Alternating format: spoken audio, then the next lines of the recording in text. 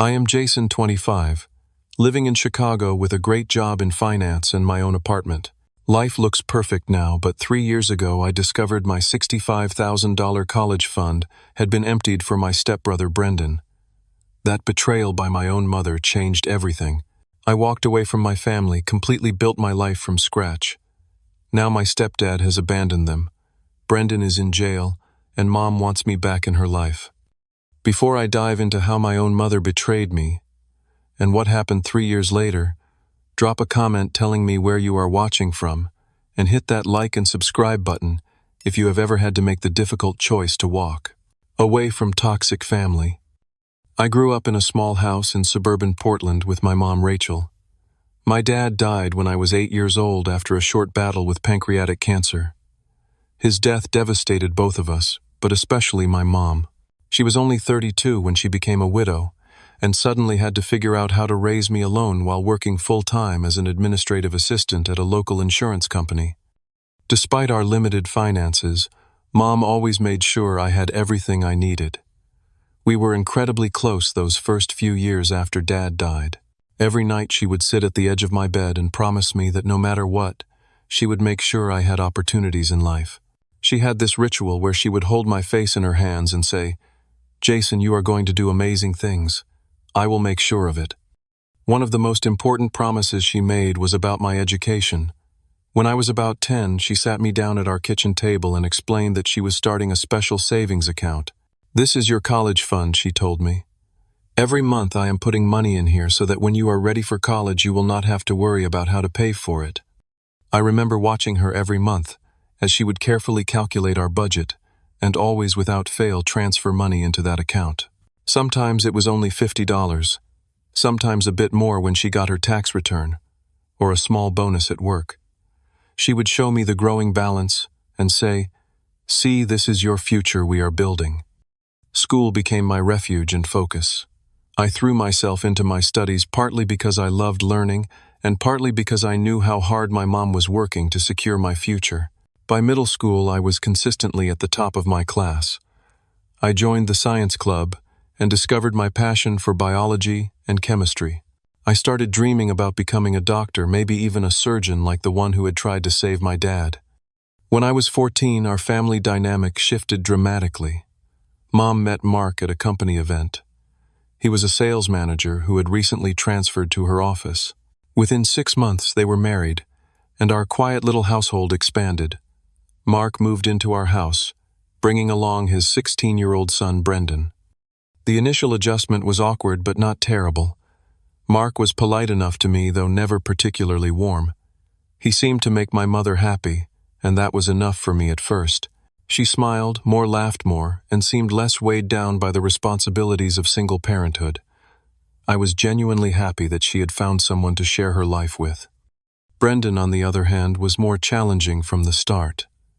2 years older than me, he made it clear that he considered himself superior in every way. While I was studious and somewhat reserved, Brendan was loud, athletic, and popular. He played football and never missed an opportunity to point out how my interest in science was nerdy and lame. There were early warning signs about both Mark and Brendan that I chose to ignore. Mark would often make comments about how I needed to toughen up or be more of a man. He seemed disappointed that I preferred reading to watching football with him and Brendan. More concerning was how he controlled the family finances almost immediately after moving in. Mom stopped managing the household budget and instead deferred to Mark on all financial decisions. At the time, I thought she was just relieved to share the burden. Brendan showed troubling behavior within months of moving in. I found alcohol hidden in his room once while looking for a calculator he had borrowed. When I mentioned it to Mom, she seemed concerned but ultimately accepted Mark's dismissal that it was just normal teenage experimentation. Later, when Brendan came home clearly drunk one night, Mark laughed it off as boys being boys. I noticed my mom's uncomfortable expression, but she said nothing. Despite these changes at home, I maintained my focus on school.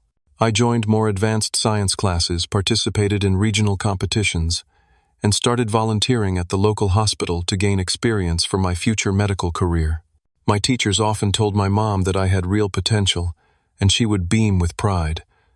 Those moments reinforced our bond despite the new family dynamics. During my sophomore year, I overheard an argument between Mom and Mark about my college fund. Mom was insisting that the money was strictly for my education, while Mark suggested that as a family fund it should be available for both Brendan and me.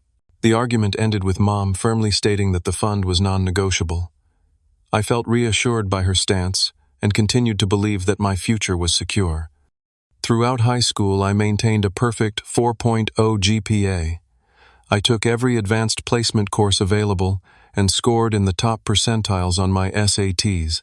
By senior year, I was applying to top universities with pre-med programs.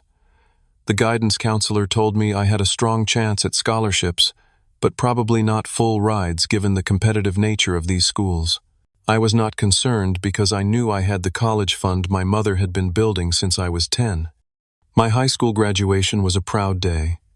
As valedictorian, I gave a speech about perseverance and gratitude, making special mention of my mother's sacrifices to get me there. I saw tears in her eyes as I spoke, and for a moment everything felt right. Mark and Brendan sat stiffly in the audience, offering only perfunctory congratulations afterward, but I hardly noticed. What mattered was that I had been accepted to Jefferson University, one of the top schools on my list, with a partial scholarship. The remaining tuition and expenses would be covered by the college fund that had grown to approximately $65,000 over the years. That summer before college was filled with anticipation. I worked at the local pharmacy, started shopping for dorm essentials, and frequently discussed my upcoming courses with my mom. She seemed distracted at times, but I attributed it to the natural anxiety of sending her only child off to college. I had no idea that a devastating betrayal was about to shatter everything I thought I knew about my family and my future. August arrived with a flurry of college preparation activities. With only 3 weeks before I was scheduled to move into my dorm at Jefferson University, I sat down at our kitchen table to finalize my financial arrangements. Mom was at work and Mark and Brendan had gone to a baseball game, so I had the house to myself. I logged into the college portal to confirm my scholarship details and calculate exactly how much I would need to withdraw from the college fund to cover the remaining tuition, room and board and books for the first semester. I called the bank to discuss the transfer process, expecting a straightforward conversation. Instead, the representative's words sent a chill down my spine. "I am showing a current balance of $8,322 in that account, Mr. Wright." "There must be a mistake," I insisted, my throat tightening. "That account should have over $65,000 in it." After verifying my identity again, the representative confirmed there was no error. According to their records, there had been several large withdrawals over the past year, with the most recent one of $20,000 just 2 months ago. My hands shook as I hung up the phone. I immediately pulled up the online banking records and stared in horror at the transaction history. 5 separate withdrawals, starting small at $5,000 and culminating in the $20,000 withdrawal in June. Each withdrawal had been authorized by my mother. I sat frozen at the kitchen table until I heard the front door open. Mom walked in, setting down her purse and offering me a tired smile that quickly faded when she saw my face. "What is wrong?" she asked, approaching cautiously. "The college fund," I managed to say, my voice barely above a whisper. "It is gone, almost all of it." Her face crumpled, and in that moment I knew. This was not a mistake or a misunderstanding. She knew exactly what had happened to my money. "Jason, I can explain." She began, sitting down across from me. "There have been some financial issues. Brendan got into some trouble and we needed the money for his legal fees and rehabilitation program." The room seemed to spin around me. "My college fund. You took my college fund for Brendan." She reached for my hand, but I pulled away. "It was a family emergency, Jason. Brendan was in real trouble. He got a DUI last year, and then there were drug possession charges and property damage. If we did not get him proper legal representation and treatment, he could have gone to jail. So you sacrificed my future for his mistakes?"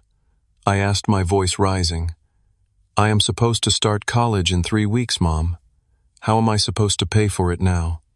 "You can get student loans," she said, her voice small.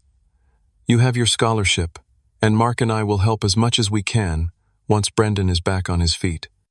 "Back on his feet," I repeated incredulously. "What about me? I have worked my entire life for this. You promised me that money was for my education. You showed me the statements every month. You made me believe I could count on it. The front door opened again, and Mark and Brendan walked in laughing about something until they noticed the tension in the kitchen. Mark's expression immediately hardened.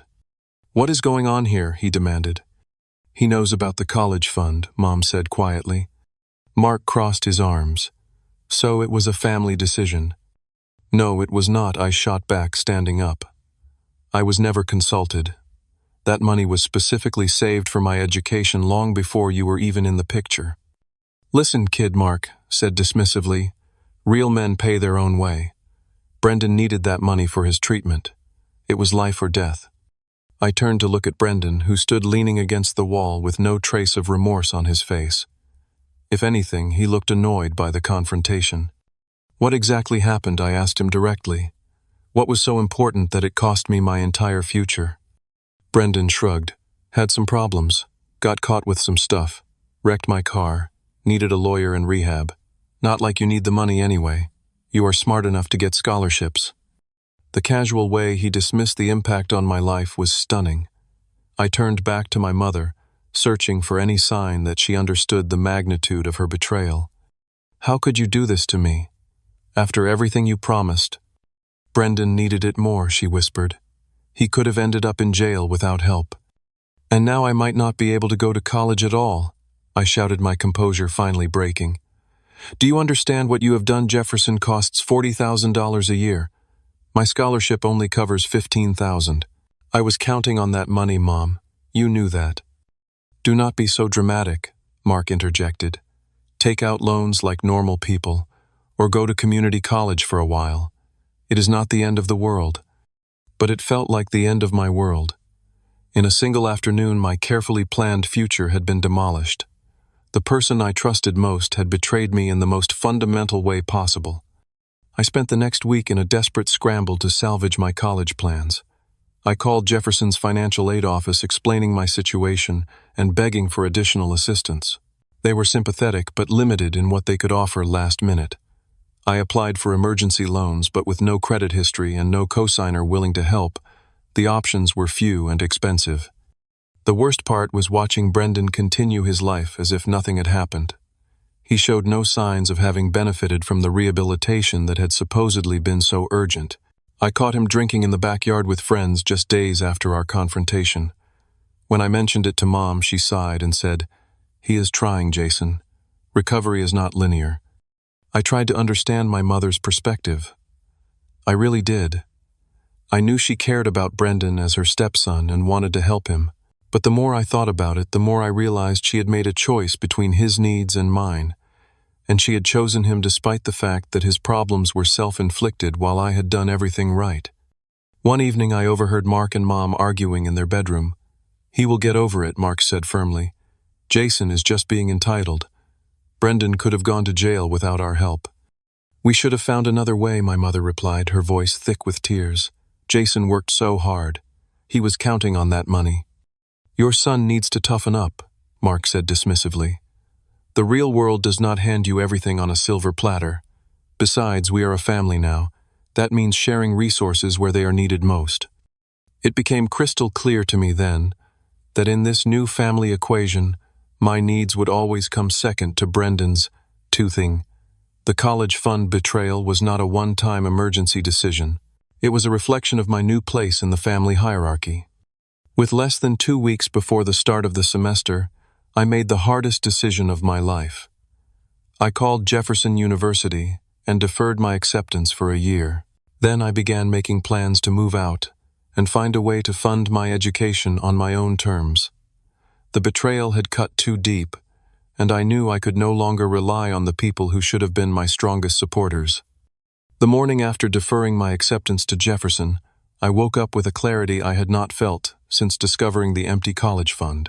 I would not spend another year living under the same roof as the people who had betrayed me.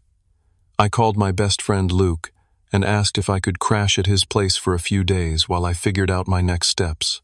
His parents had always been kind to me, and they agreed without hesitation.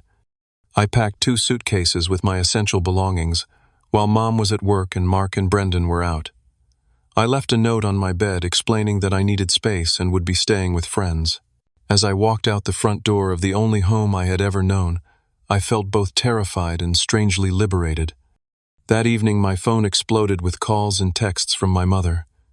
I answered only to tell her I was safe but needed time away from the family. She cried and begged me to come home so we could work things out as a family, but there was no solution she could offer that would restore my trust or my college fund. "I cannot be around you right now, Mom," I told her, my voice steadier than I felt. "You chose Brendan over me. You took my future and gave it to him. I need to figure out how to move forward on my own." Within a week, I had secured a job as a pharmacy technician at a 24-hour drugstore, working overnight shifts that paid slightly better than daytime hours. I also found a position at a local coffee shop for mornings. Between the two jobs, I was working nearly 60 hours a week, but it gave me enough income to rent a tiny studio apartment on the outskirts of town. I enrolled in Portland Community College, taking a full course load of prerequisites that would transfer to a 4-year university. My plan was simple but grueling: work as much as possible, save every penny, excel in my classes, and reapply to universities with a stronger financial position in 2 years. My mother continued reaching out, but our conversations became increasingly strained and brief. She would minimize what had happened, saying things like, "I know you are upset about the money, but family is more important than money." Each time she downplayed the betrayal, the distance between us grew. Mark's attitude toward my departure was predictably dismissive. Running away when things get tough is not what men do. He told me during one of the few times I answered his call, "Your mother is heartbroken, and you are just being selfish." "Selfish?" I laughed bitterly. "You stole my college fund for your son, and you have the nerve to call me selfish." "We did not steal anything," he snapped back. "That money was used for a family emergency. You are just too immature to understand that sometimes sacrifices have to be made." "Funny how the sacrifices always seem to be mine," I replied before hanging up. The irony was not lost on me that, while I was working 2 jobs and attending college full-time, Brendan continued to spiral. Through occasional updates from my mother, I learned that despite the extensive rehab program my college fund had supposedly paid for, Brendan had been arrested again for driving with a suspended license and possession of illegal substances. Each time, Mark and my mother rallied to his defense, hiring lawyers and paying fines. The first few months of independence were brutally difficult. I would work at the coffee shop from 6 a.m. to noon, attend classes from 1 p.m. to 5 p.m., sleep for a few hours, then work at the pharmacy from 11 p.m. to 5 a.m. There were days when I could barely keep my eyes open during lectures. My tiny apartment was sparsely furnished with second-hand items, and I survived on ramen noodles and whatever food I could bring home from the coffee shop. Yet, despite the hardship, I thrived academically. The community college professors were impressed by my dedication, and one of my science instructors, Dr. Rodriguez, took a particular interest in my situation. She helped me apply for additional scholarships and introduced me to research opportunities that would strengthen my eventual transfer applications. "You have a fire in you that many students lack," she told me after I aced her organic chemistry final. "What happened to you was unfair, but you are turning it into fuel. That will take you far." Holidays were the hardest. That first Thanksgiving, I worked a double shift at the pharmacy rather than face invitations from either my family or friends who would be with their families. Christmas brought a tearful visit from my mother, who came to my apartment bearing gifts and pleas for reconciliation. "Please come home for Christmas dinner," she begged. "It is not the same without you." "Home?" I questioned. "That house stopped feeling like home the moment you decided my education was less important than Brendan's legal problems." "I made a mistake, Jason," she admitted, tears streaming down her face. "I should have found another way. But I was scared for Brendan, and Mark was so insistent. You were my only parent." I told her, not bothering to hide my pain. "You were supposed to protect my interests, not sacrifice them for your new family." She left with her gift still in hand, and I spent Christmas alone in my apartment, studying for the spring semester and picking up extra shifts. By the end of my first year at community college, I had saved nearly $10,000 and maintained a perfect 4.0 GPA. I had also learned valuable lessons about self-reliance and resilience. I stopped answering most calls from my mother and only responded to texts with brief updates about my academic progress. I never asked how Brendan was doing, and eventually she stopped offering information. During my second year at community college, I secured an internship at a local research laboratory that related to my pre-med studies. The position came with a modest stipend that allowed me to reduce my hours at the coffee shop. I was still exhausted most of the time, but I could see my path forward taking shape. I applied to transfer to several state universities with strong pre-med programs. My perfect community college transcript, compelling personal statement about overcoming adversity, and glowing recommendations from professors earned me acceptance to Washington State University with a substantial transfer scholarship. It was not Jefferson, but it was a respected school with the programs I needed, and my scholarship would cover nearly 70% of the costs. 2 years after the betrayal, I packed up my small apartment and prepared to move to Washington. I had saved enough for the remaining tuition and a small apartment near campus. I would still need to work part-time, but for the first time in 2 years I could focus primarily on my education rather than survival. The night before I left Portland, my mother showed up at my apartment unannounced. She looked older than I remembered, with new lines around her eyes and mouth. "I heard from Dr. Rodriguez that you are leaving for Washington tomorrow," she said. "I could not let you go without saying goodbye." I invited her in, reluctantly watching as she took in the sparse surroundings that had been my home for 2 years. "I am proud of you," she said softly. "What you have accomplished on your own is remarkable." "I should not have had to do it on my own," I replied, not unkindly, but firmly. "That was never the plan." "I know," she whispered, "and I will regret that decision for the rest of my life." We talked for an hour, the most substantial conversation we had had in 2 years. She told me that Brendan had dropped out of the local college where he had briefly enrolled after his legal troubles. Mark was increasingly controlling of their finances, and their marriage was strained. I listened, but offered no advice or sympathy. When she left, she hugged me tightly, and I allowed it, though I did not fully return the embrace. As I drove to Washington the next day, I felt as though I was truly closing a chapter of my life. The betrayal would always be part of my story, but it would not define my future. I had proven to myself and to everyone else that I could succeed on my own terms. The road ahead would be challenging, but for the first time in 2 years, I felt genuinely hopeful about what lay ahead. Washington State University offered me more than just academic opportunities. It provided a fresh start in a place where no one knew about my family drama or the betrayal that had altered my life path. For the first time in years, I could introduce myself as just Jason, a transfer student with a passion for medicine, rather than the kid whose mom stole his college fund. I moved into a small but decent apartment, about a mile from campus, with a roommate named Tyler, who was also a transfer student. Tyler was studying computer science and worked part-time in the university IT department. We clicked, immediately bonding over late-night study sessions and our shared experiences of having to work harder than most of our classmates to afford our education. "So what brought you to WSU?" Tyler asked during our first week as roommates. I hesitated, then decided on a simplified version of the truth. Financial issues forced me to start at community college. I worked for 2 years to save up enough to transfer here. Tyler nodded, appreciatively. "Respect, man. Most people would have just taken out massive loans or given up. Takes grit to do what you did." That simple acknowledgement of my struggle meant more than Tyler could know. In my previous life, surrounded by Mark's dismissive attitude and Brendan's entitlement, my hard work had been treated as expected rather than exceptional. Here it was valued.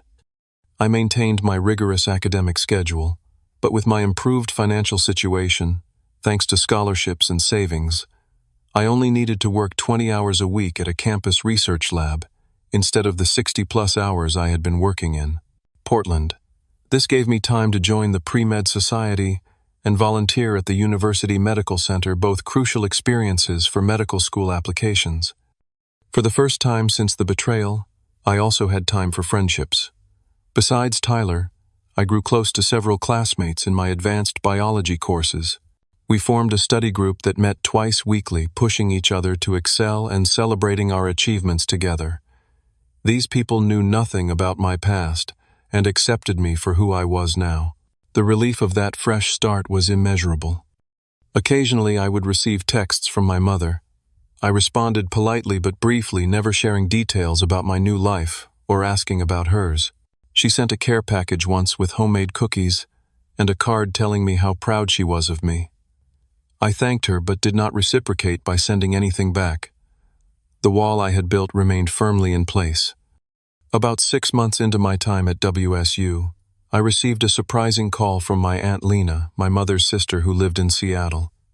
We had never been particularly close, but she had always been kind to me at family gatherings. "Jason, how are you doing? I have been thinking about you," she said when I answered. We caught up briefly on my studies before she carefully broached the real reason for her call. "I saw your mom last weekend," she said. "She told me a bit about what happened with your college fund." I tensed immediately. "Did she send you to plead her case?" "No, not at all," Aunt Lena assured me. "Actually, I told her I thought what she did was wrong. Family loyalty is important, but what happened to you was not fair." The validation from a family member was unexpected and oddly emotional for me. "Thank you for saying that I managed. I just wanted you to know that not everyone in the family thinks you overreacted," she continued. "And I wanted to check if you need anything. I know you are making it on your own, but everyone can use support sometimes." Though I did not need financial help at that point, Aunt Lena's offer opened the door to a relationship I had not realized I needed. We began talking regularly, and she became my one connection to family that did not come with painful baggage. Through Aunt Lena, I occasionally heard updates about my mother and her household. Brendan had apparently dropped out of the local community college, despite having been given the financial support that should have been mine. He was working sporadically at various retail jobs, but never keeping them for long. According to Lena, my mother seemed increasingly unhappy, though she rarely complained directly about her marriage or stepson. Meanwhile, my own life continued to improve. At the end of my first year at WSU, I was offered a position as a teaching assistant for an introductory biology course, which came with a stipend that further eased my financial situation. My professors recognized my potential and began mentoring me more closely, offering research opportunities that would strengthen my eventual medical school applications. I also started dating a nursing student named Sarah, my first serious relationship since the family betrayal. Building trust did not come easily to me anymore, but Sarah was patient and understanding as I gradually opened up about my past. "You went through something really traumatic," she said one night after I had finally shared the full story. "Not just the loss of the money, but the breach of trust from the person who was supposed to protect you. It makes sense that you have walls up." Her insight helped me recognize that my issues with trust extended beyond just my relationship with my mother. I had become guarded in all my relationships, always waiting for the other shoe to drop. With Sarah's encouragement, I started seeing a therapist through the University Counseling Center. Dr. Winters. My therapist helped me process the anger and hurt I had been carrying. "What happened to you was a significant betrayal," she acknowledged in one of our early sessions. "You have every right to your feelings about it. But carrying this much anger also takes a toll on you." Through weekly sessions, I began to understand that while I could not control what had happened, I could control how much power I gave it over my present and future. I learned to set boundaries without building impenetrable walls, to trust cautiously rather than not at all. By the time my graduation from WSU approached, I had transformed in ways that went far beyond academics. I had a 3.95 GPA, strong medical school prospects, a healthy relationship, genuine friendships, and a much better understanding of myself. I had created a chosen family of people who supported and valued me. The week before graduation, I received an email from my mother asking if she could attend the ceremony. It was the first time in nearly 3 years that she had suggested seeing me in person. I discussed it at length with Dr. Winters before responding. "What do you want?" Dr. Winters asked me. "Not what you think you should want or what would make your mother happy, but what would be best for you." After careful consideration, I decided I was not ready for that step. I replied to my mother with a kind but firm message, explaining that I preferred to celebrate this achievement with my friends and mentors who had been part of my journey at WSU.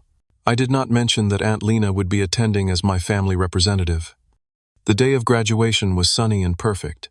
As I sat among my fellow graduates listening to the commencement speech, I reflected on how different my path had been from what I had planned. The betrayal that had seemed like the end of my dreams had instead forced me to discover strengths I never knew I possessed. When they called my name and I walked across the stage to receive my diploma, the cheers from Tyler, Sarah, and my other friends were all the validation I needed. After the ceremony, Aunt Lena hugged me tightly. "Your parents would be so proud," she said, referring to my father who had passed and the mother I had once known. "I know I am." That evening, as we celebrated at a local restaurant, I received a text from my mother. "Congratulations, Jason. I know how hard you worked for this. I love you." For the first time in years, I responded with more than just a polite acknowledgement. "Thank you. That means a lot." It was a small step, but a significant one. As I looked around at the people who had chosen to be part of my life, and whom I had chosen in return, I realized that family could be defined in many ways. The painful lessons of the past had led me to create something valuable and genuine. I had not just survived the betrayal. In many ways, I had thrived because of it. The news came on a rainy Tuesday in October, nearly 6 months after my graduation from WSU.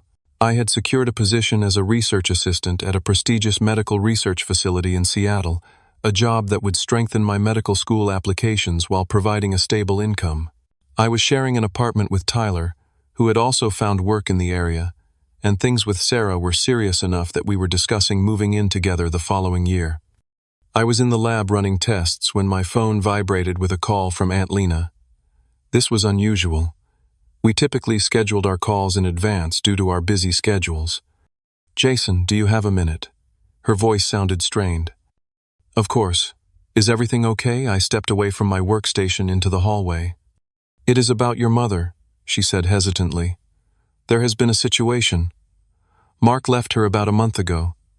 Apparently he cleaned out their joint accounts before disappearing." The news landed like a physical blow. Despite everything, I had never wished this kind of hardship on my mother. "Left." As in divorce, I asked, trying to process the information. "No formal divorce yet, but yes, he is gone. Rachel only told me yesterday. She has been trying to handle it on her own, but things are bad, Jason. Really bad." Aunt Lena explained that Mark had been making increasingly risky investments over the past year, losing substantial amounts of money. When his business partners began asking difficult questions about missing funds, he had withdrawn everything from the joint accounts he shared with my mother and disappeared. The house was facing foreclosure, and my mother was overwhelmed with debt she had not even known existed. "What about Brendan?" I asked, surprised by my own concern for my stepbrother. Lena's voice grew even more somber. "That is the other part of this mess. Brendan is in jail. He was arrested 3 months ago for fraud and drug distribution. From what Rachel told me, he has been involved in some serious criminal activities for quite a while." I leaned against the wall, stunned by how completely the family unit that had once betrayed me had fallen apart. "Has she tried to contact me about this?" I asked, already knowing the answer. "No," Lena confirmed. "She specifically asked me not to tell you. She says you have been through enough because of her mistakes. But Jason, she is not well. Beyond the financial problems, her health is suffering. The stress has triggered some serious issues with her blood pressure and heart." "What is she doing for money?" "For housing." Despite 3 years of distance, these basic concerns for my mother surfaced immediately. "She is working extra shifts at her job, but it is not enough. She is about to be evicted from the apartment she moved to after they had to sell the house. She is too proud to ask for help, but she needs it." After ending the call with Aunt Lena, I returned to my work in a daze. My carefully constructed new life suddenly felt intersected by the past I had worked so hard to leave behind. That evening, I discussed the situation with Tyler and Sarah over dinner. "You do not owe her anything," Tyler pointed out immediately. "She made her choice when she gave away your college fund." Sarah was more measured. "That is true, but this is also different. She is in crisis, and it sounds like she is not even asking for your help. You need to figure out what you can live with, regardless of what she deserves." Later that night, as I lay awake contemplating the situation, my phone pinged with an email notification. The sender was my mother with the subject line, "I am sorry to reach out." It was the first direct communication she had initiated in almost a year. The email was brief and dignified, despite the desperation I could sense behind the words. "Dear Jason, I apologize for contacting you this way. I promised myself I would respect your boundaries and not burden you with my problems. However, my situation has become dire, and I have nowhere else to turn. I want to be clear that I am not asking for money. After what I did to you, I would never presume to ask for financial help. What I need is advice. You have always been smarter and more resourceful than anyone I know. My health is declining, and I am facing eviction next month. If you could spare a few minutes to talk, I would be deeply grateful. I understand if you say no. You have built a wonderful life for yourself despite my terrible mistake, and you have every right to keep your distance. With love always, Mom." The email stirred a complex mix of emotions. There was vindication in seeing the consequences of her choices unfold, but also a surprising surge of protectiveness for the woman who had raised me alone after my father died. I remembered the years of sacrifice before Mark and Brendan entered our lives, how she had worked extra hours and skipped meals to ensure I had what I needed. The next day, I scheduled a session with Dr. Winters to help sort through my conflicted feelings. "It sounds like you are torn between the hurt from the past and your natural compassion," she observed after I explained the situation. "Both reactions are valid." "Part of me thinks this is karma," I admitted. "She chose Mark and Brendan over me, and look how that turned out. But another part remembers the mom who raised me, who loved me unconditionally before they came along." "What would helping her cost you, Doctor?" Winters asked. "Not just financially, but emotionally." It was the right question. I had worked hard to build boundaries and protect myself from further hurt. Re-engaging with my mother meant risking more pain. Yet, completely turning my back on her in this moment of crisis did not feel like something I could live with either. "I think I need to at least talk to her," I finally decided. "Set clear boundaries, but hear her out." After discussing it further with Sarah and Aunt Lena, I replied to my mother's email with a suggestion to meet at a coffee shop halfway between Seattle and Portland that weekend. The neutral location was intentional.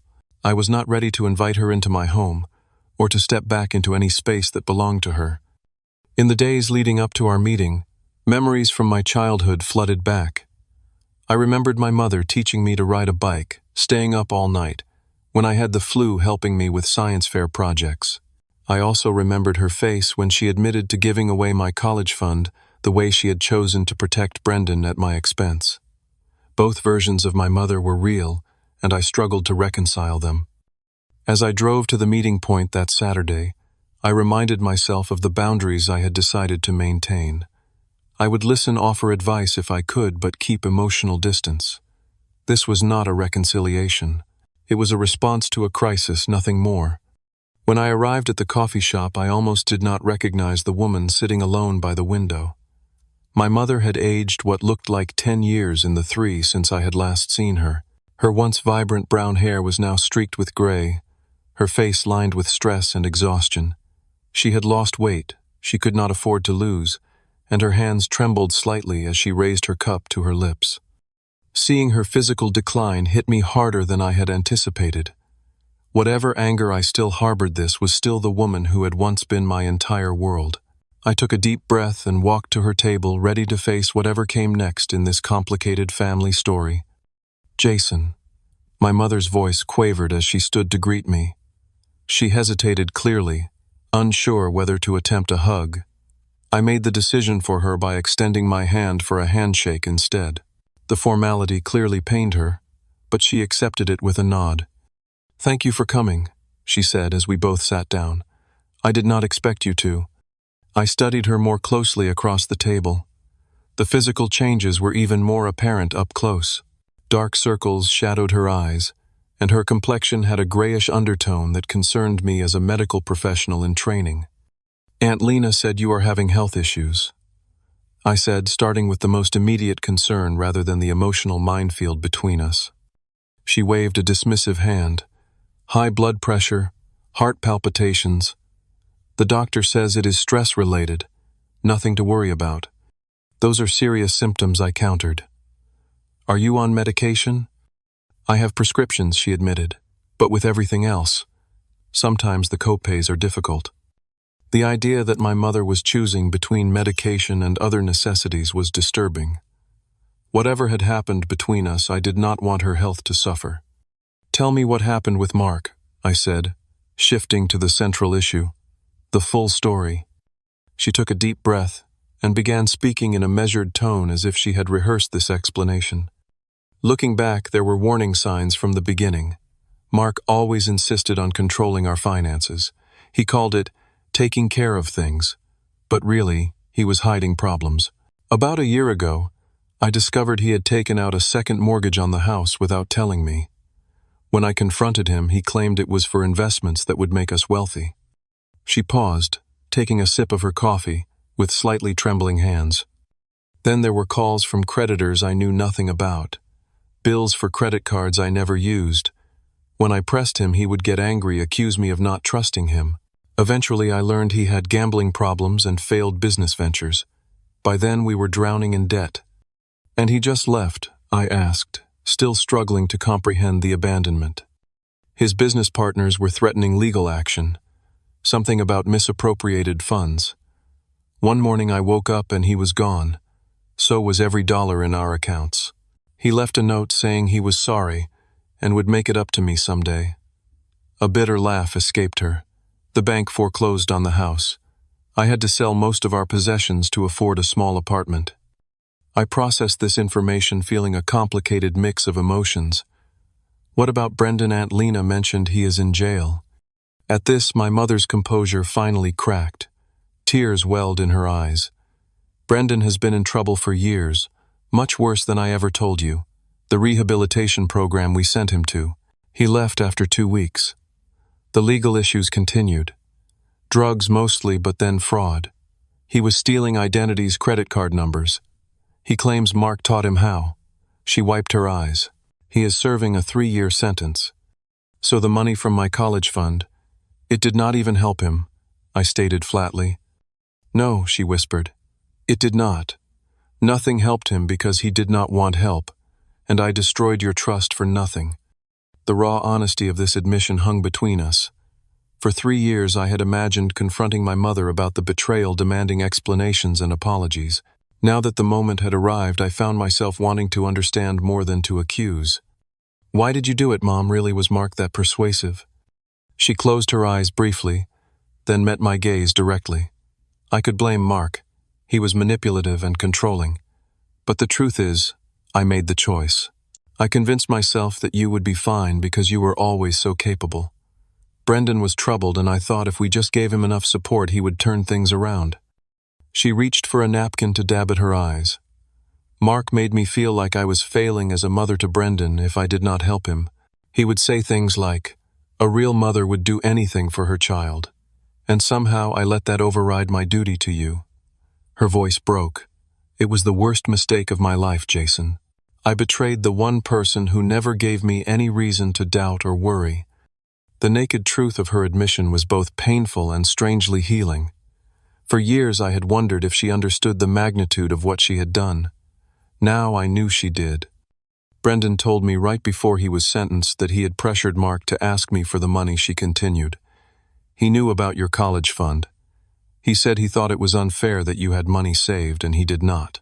He admitted he never really needed rehab. He wanted the money for a car and to pay off drug debts. My jaw tightened at this revelation. The betrayal was even worse than I had understood. Not only had my college fund been taken, but it had been squandered rather than used for the emergency it was claimed to be. Do you have any contact with Brendan now? I asked. He calls sometimes asking for money on his commissary account. I send what I can, which is not much. She looked down at her hands. Old habits die hard, I guess. I took a deep breath, organizing my thoughts. I appreciate your honesty today. I have spent 3 years wondering if you ever truly understood what you did to me. I understand, she said quietly. I destroyed your trust. I forced you to struggle when I had promised to support you. There is no excuse for what I did. No, there is not, I agreed. but I did not come here today to make you feel worse. You said you needed advice about your situation. She straightened slightly. Yes, I am facing eviction next month.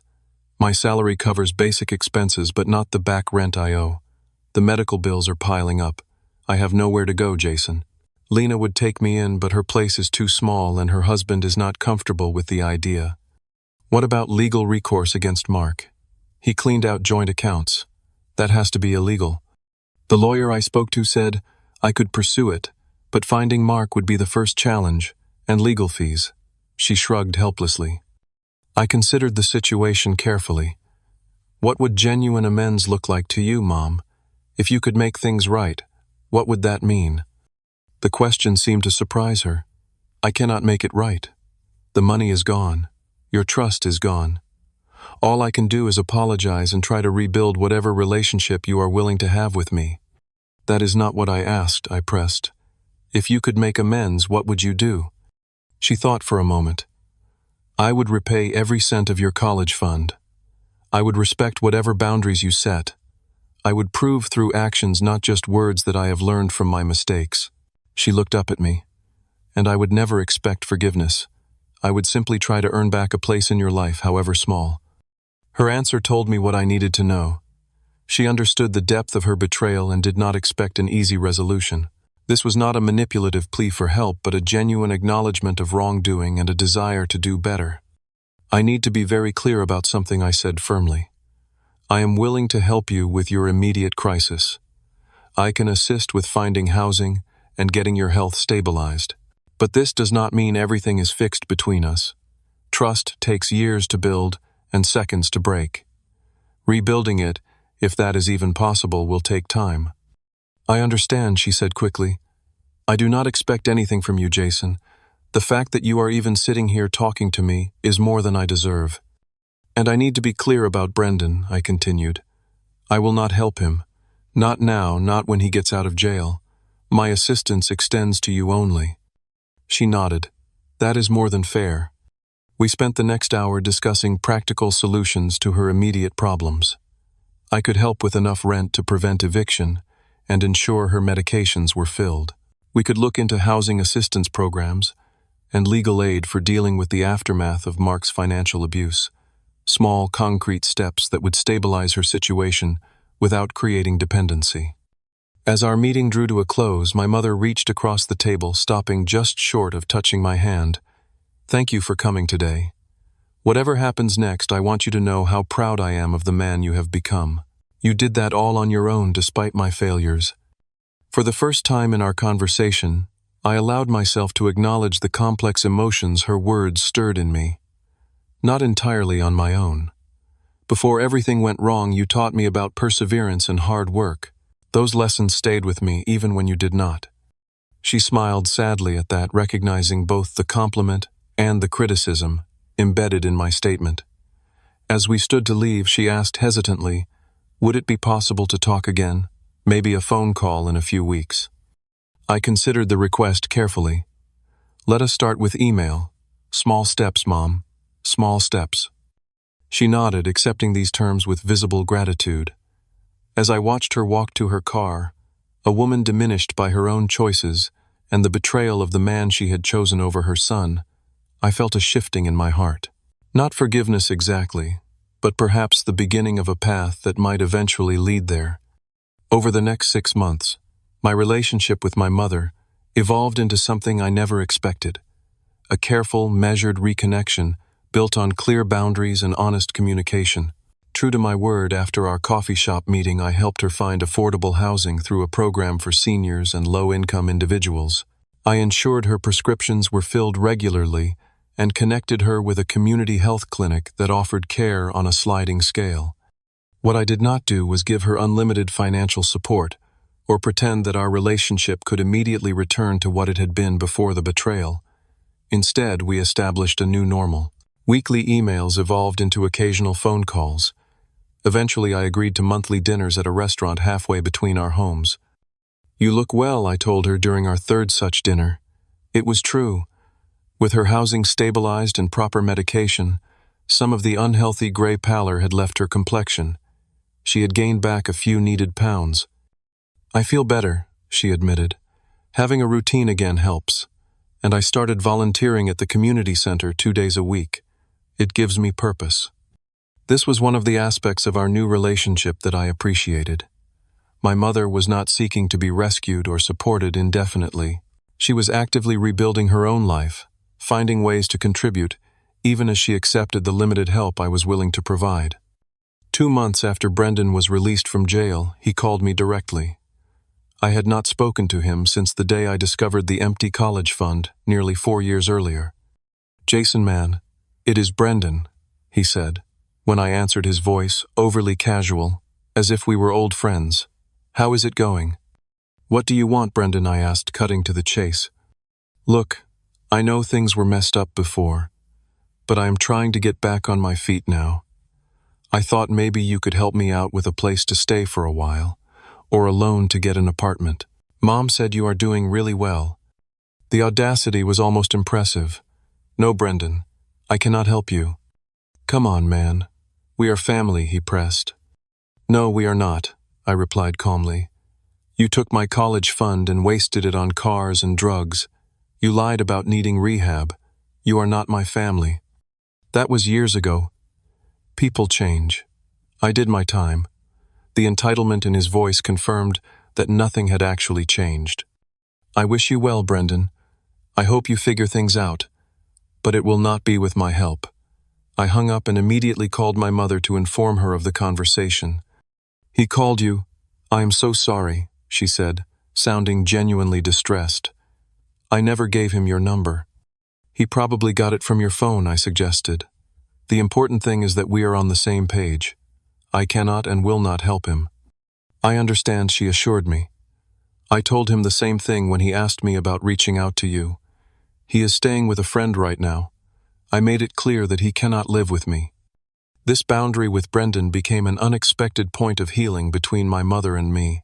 Her willingness to respect my position and maintain her own boundaries with her stepson demonstrated a fundamental change in her priorities. She was no longer sacrificing my well-being for his, and that shift mattered more than any apology could. As my career advanced, I received an offer for a prestigious research position at a medical institute in Boston. It would mean moving across the country, but the opportunity was too good to pass up. When I told my mother about it during one of our dinners, I watched her face carefully for signs of manipulation or guilt. Instead, she smiled genuinely. "That is wonderful, Jason. When would you start?" "September," I replied.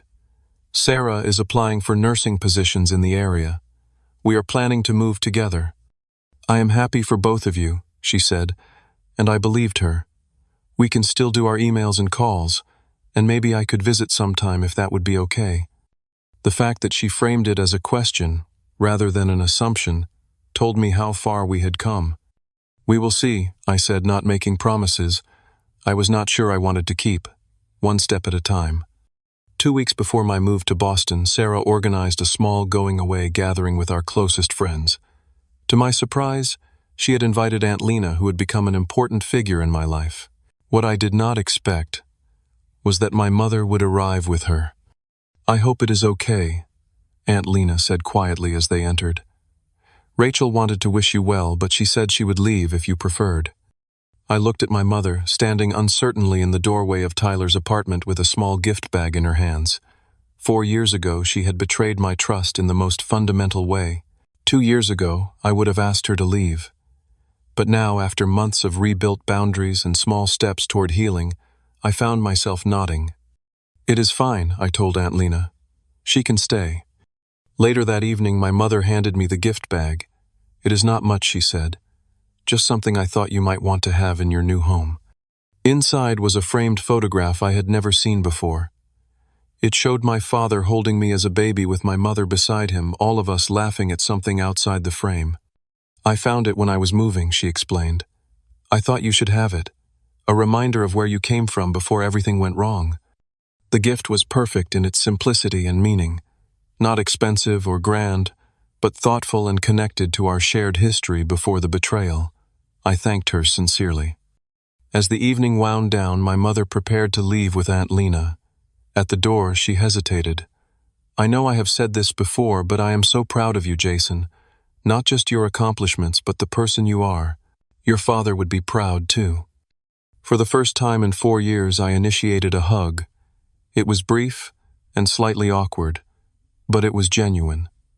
Thank you for coming tonight, I said as we separated, and thank you for respecting the boundaries I needed. The move to Boston marked the beginning of a new chapter. Sarah and I found an apartment we loved, and both of our careers flourished. My relationship with my mother continued through regular emails and occasional phone calls.